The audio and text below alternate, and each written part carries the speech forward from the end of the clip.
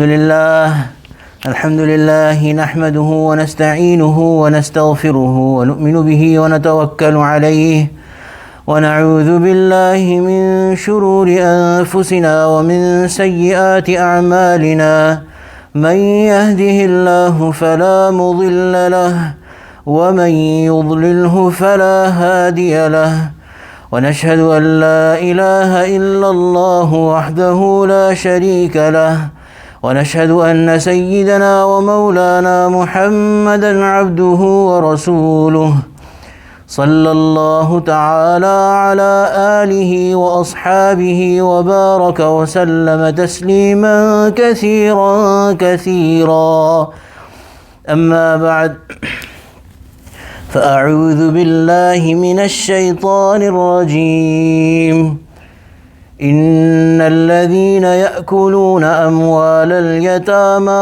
ظلما إنما يأكلون في بطونهم نارا وسيصلون سعيرا صدق الله العظيم وبلغنا رسوله النبي الكريم ونحن على ذلك من الشاهدين والشاكرين والحمد لله رب العالمين.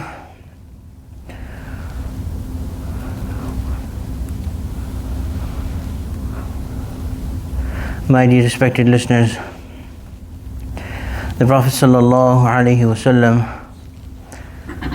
by the blessing of Allah, has told us the exact ways to please Allah subhanahu wa ta'ala and to protect ourselves from the displeasure and anger of Allah subhanahu wa ta'ala. For the past many weeks, we've been talking about a certain line of ahadith, a certain line of teachings of the Prophet sallallahu alaihi wasallam, which warn us about things that we will be answerable for, particularly on the Day of Judgment. And if you look at it, our ulama have explained that these things that we are explaining these days, they are of a nature where if you do not fulfill them in this world,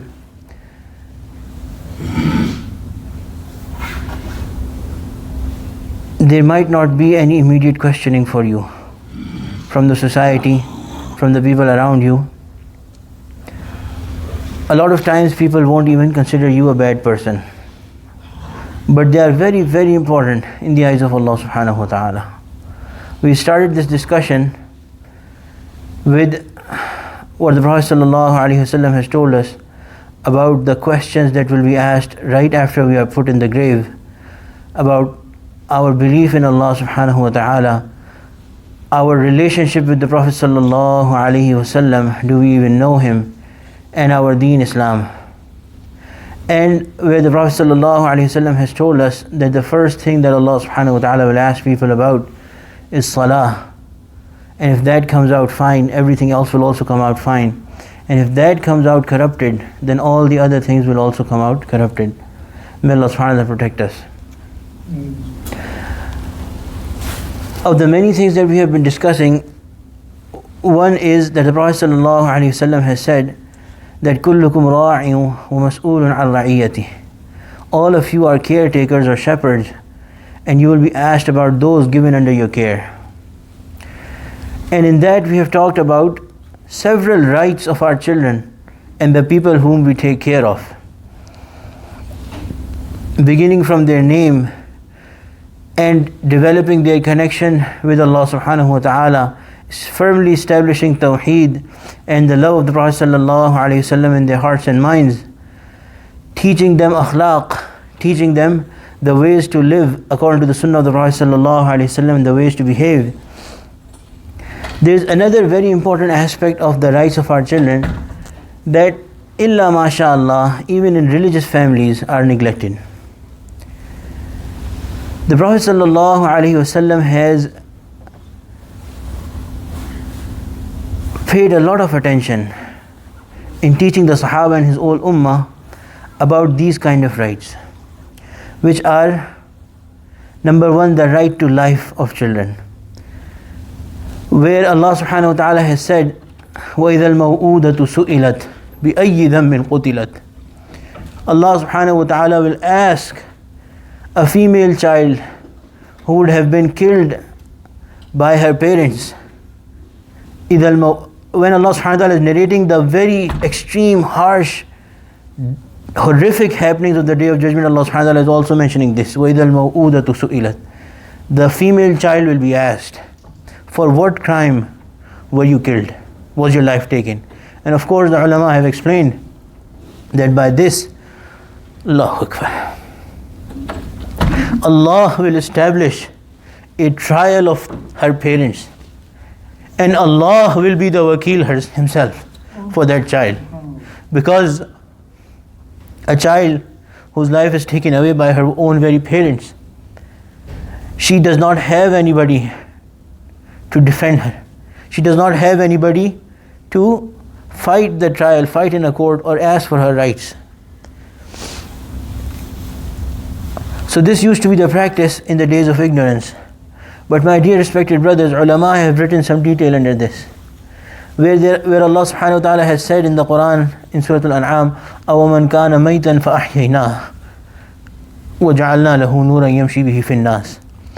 Allah subhanahu wa ta'ala has compared people who do not have iman, or people who do not care about their deen, as dead people.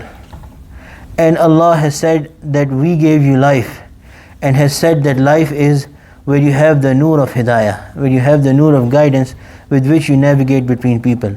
Ulama have connected these two ayat and said that if you do not work hard on the tarbiyah, on the training, on the akhlaq, on developing the Islamic personality of your children, Allahu Akbar, in one way, to some extent, you are killing them. You are making them dead. And Allah will ask you on the Day of Judgment. Allah will establish that trial. Allah will establish that court. And Allah will fight on behalf of those children that you did not take care of in this world. That you did not take care of about their iman and about their Islamic religious upbringing. Allah subhanahu wa ta'ala will be the attorney on their behalf. And Allah will question you. And Allah will establish His decision against you. May Allah subhanahu wa ta'ala grant us an understanding and realization. May Allah subhanahu wa ta'ala make us those who really care about these things. Today what I intended to talk about is that not only is there spiritual and akhlaqi, from the respect of akhlaq, the rights of our children upon us, but they have financial rights upon us as well, and tangible physical rights upon us as well. The Prophet ﷺ has told us that in every single thing, the teaching of the Prophet ﷺ is that you have to maintain equality between your children, between male children and female children, and between all sons and daughters as well. So even among the sons there should be equality. Sayyidina Sa'ad ibn Abi Waqqas radiyallahu anhu, he came to the Prophet sallallahu alaihi wasallam, Ya Rasulullah, I want to give all of my wealth in charity. I want to do sadaqah. The Prophet sallallahu alaihi wasallam did not accept it. Ya Rasulullah, I want to give half of it. The Prophet sallallahu alaihi wasallam did not accept it.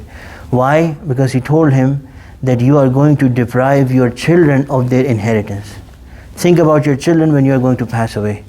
And this is an ayah of the Quran where Allah subhanahu wa ta'ala has said that people should be really careful, people should be afraid when they are deciding their inheritance, or when they are deciding their financial matters. What is going to happen to their children after they pass away? Allahu Akbar. Such a will or such a gift that deprives your children of their due right of inheritance is prohibited. And after a person has passed away, to deprive any single of his offsprings, of his children, of their inheritance, Allah subhanahu wa ta'ala has said that such people who do that, they are filling their stomachs with fire, And the Prophet ﷺ has told us that on the day of judgment, these people will be raised in such a way that that fire will be coming out of their nostrils and their ears. They would be filled with fire. May Allah subhanahu wa ta'ala protect us from such torment. Some prevalent ways of depriving our children of inheritance. If you are not happy with any of your child, you leave a will that such and such child will not get anything from my inheritance. Such a will is batil. Such a will does not hold any value in the Sharia. If you did not like that child, you do not have a right to withhold your inheritance from that child. Similarly, in our cultures, what happens is that particularly the daughters, and I was surprised when I found out that even today in this world, in this educated time where people are educated and very aware of fulfilling and getting their rights, this is still very prevalent, that daughters will be deprived of their due inheritance. When the father passes away, nobody talks about giving the right to the daughters. If the sons are strong and they are old, they will divide the inheritance according to their interests, and they will either ask, if they are concerned, illa mashallah, they will ask the female, their sisters, that do you forego your inheritance? And these who do not want to make, their father has just passed away, they do not want to have any arguments or rifts in the family, they would say, yes, we forego it. And they would say that the sisters have forgiven. Or they would say that whatever our father spent at the time of your marriage, all of that, let us consider that to compensate for your inheritance now. All of these ways are batil, are false, and the people who are doing that, they are filling their stomachs with fire, in the words of the Prophet ﷺ. So my dear respected brothers, look around in your own family and in your extended family, because we are supposed to, if somebody is doing that and we know that they are doing that, our job is to tell them not to do that. Our job is to try our best to stop them from doing that. That do not deprive your children of the financial gains that is rightful to them, particularly the daughters. Similarly, at the time of death, as soon as the person passes away, people thinking that it's a good thing, they start to give off some of their personal belongings in charity. Such a charity is batil. Such a giving is not a source of sawab or reward, but a source of punishment and fire in the hereafter. Because you are giving away from the inheritance. Every single thing, it comes about a sheikh that he was sitting beside a person, and he was on his deathbed, and there was a small lamp that was giving light in the room, and then this person passed away. The sick person passed away. So immediately this sheikh reached out and put out the lamp, and then had different oil bought from his own pocket money for the oil, for the lamp, and then rekindled that fire. And when he was asked, he said that as long as that person was living, this lamp was in his property, and it was burning out of his will, out of his wealth. But as soon as he passed away, even that remaining oil became part of his inheritance. It cannot be used to light the room without the permission of the people whom he is inheriting, who are inheriting from him. So my dear respected brothers, such things we should be really careful. The clothing, the personal utensils, the things, the shroud or the coffin, that can be bought and prepared, and the qabr or the grave can be prepared by the use of the money that the person has left behind. But anything apart from that, even that sheet or shawl that we put on top of the coffin, even that is not part of the shroud or coffin. So even that cannot be bought from the wealth that the person has left behind. May Allah subhanahu wa ta'ala protect us. If such things have happened, we have unknowingly done those, we should make it a point that we reach out to every single person who was inheriting from our late father, our late uncle, whoever, and we should go out and fulfill their right. Because Allah subhanahu wa ta'ala is going to ask about those rights on the Day of Judgment. Allah subhanahu wa ta'ala is not going to let go. May Allah subhanahu wa ta'ala protect us. Anyway, another thing that I wanted to mention is that in terms of inheritance, sometimes it may be that one of the child is an adult, a baligh. Some others might not be adult, some might be minors. So the minors also have to get their full share of inheritance as dictated by the Sharia. And if they are not able to handle or manage their wealth will be put into the care of someone else, but will only be spent on them. And when they are able to manage their affairs on their own, that wealth will be given to them.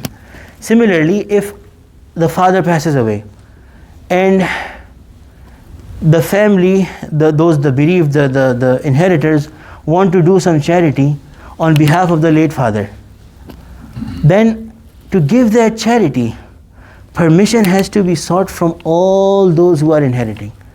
And if even one of them is a minor, then their permission is not valid, because a minor can be impressed by the adults. We talk about human rights. Where else apart from our deen, our Sharia of the Prophet sallallahu alaihi wasallam, where will we find this level of intricacy in giving the humans their rights? If a single of those inheritors is a nabaligh or a minor, his permission or her permission is not valid. Not even a single penny can be given in charity from what the deceased has left behind. May Allah subhanahu wa ta'ala grant us an understanding. These things, they have become established in our society, in our culture. We do them knowingly and unknowingly and without even giving it a second thought. May Allah subhanahu wa ta'ala make us those who understand our deen and be mindful of the teachings of our Prophet sallallahu alaihi wasallam. These things can come back to bite us, come back to hurt us, harm us on the Day of Judgment. May Allah subhanahu wa ta'ala protect us. May Allah subhanahu wa ta'ala grant the listener and the speaker understanding and action upon what was said. Ameen ya Rabbil Alameen and heard. Wa akhiru da'wana alhamdulillahi Rabbil Alameen.